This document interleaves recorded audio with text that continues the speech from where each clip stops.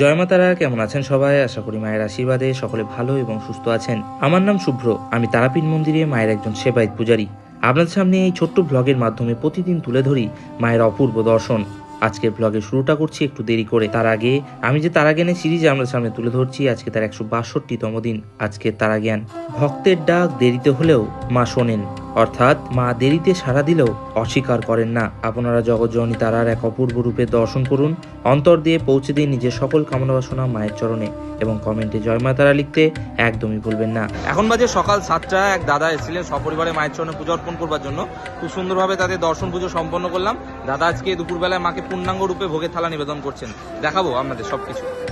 জগৎ যখন নিজের ভারে ক্লান্ত হয়ে পড়ে, তখন যিনি নিবিড়ে সেই ভার বয়ে নেন, তিনি জগৎজননী তারা। তিনি কোনো দূরের দেবী নন, মানুষের দুঃখের মাঝেই তার আসন, অশ্রুর মধ্যে তার উপস্থিতি। তারা মা শুধু ভয় দূর করেন না, তিনি ভয়ের মধ্য দিয়েই চলার শক্তি জাগিয়ে তোলেন। যেখানে শেষ হয় মানুষের আশা, সেখান থেকে চলে মায়ের লীলা। এক দাদা মেসেজ করেছিলেন যে নতুন যে মন্দিরটা হচ্ছে মন্দির চত্বরে, সেটা দেখাবার জন্য আপনাদের দেখায়। এই দেখুন ষষ্ঠী মায়ের মন্দির। এটা অর্ধেকটা প্রায়ই কাজ শেষের দিকে, 75% কাজ হয়ে গেছে, বাকিটা এখন বাকি আছে, এখন রং টং হবে। এই হচ্ছে মন্দির।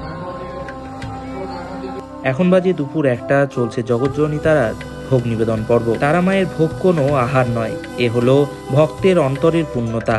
এই ভোগে থাকে না কেবল অন্ন, মাছ, মিষ্টি, দই, থাকে জীবনের অগোছালো প্রার্থনা। ভোগে মাছ দেওয়া মানে জীবনের সমস্ত সমস্যা মায়ের কাছে অর্পণ করা।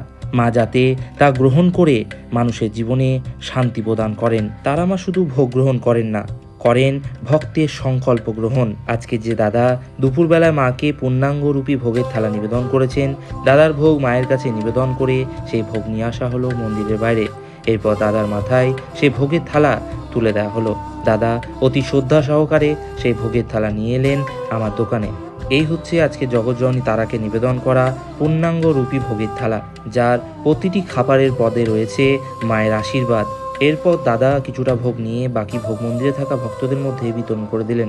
আশা করছি আজকের এই ছোট্ট ব্লগ আপনাদের ভালো লেগেছে। প্রতারণার চক্করে না পড়ে সঠিক যোগাযোগে তারাপীঠ আসুন, আপনাদের অনুভূতি অন্যরকম হবে। সকলে ভালো থাকবেন, সুস্থ থাকবেন। জয় মা তারা।